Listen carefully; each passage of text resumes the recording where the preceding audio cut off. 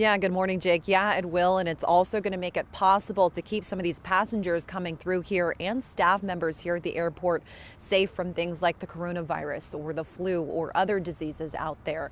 So for the passengers that have already begun arriving here this morning, they're going to be some of the first in the entire country to experience this type of screening at an airport. So this technology was actually developed by Athena Security, and it is called the Elevated Body Temperature Detection System.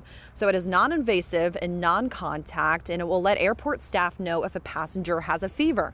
So before getting to the TSA checkpoint, passengers will be screened by a thermal camera that reads their body temperature.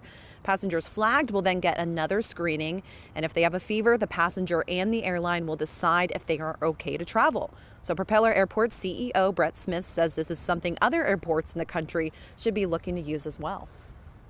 We are trying to provide the safest environment that we can for our passengers, and we believe that one of the lines of defense is to see if people have a temperature, but we found a way to do it in a form that passengers won't even know it's being done.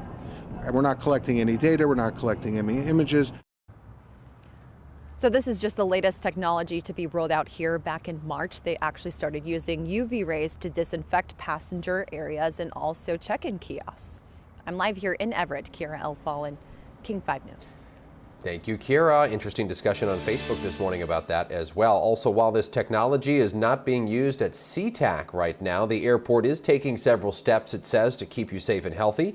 It includes enforcing new travel restrictions, directing passengers who've traveled from certain areas to self-quarantine, changing the way it cleans the airport, and providing more hand sanitizers.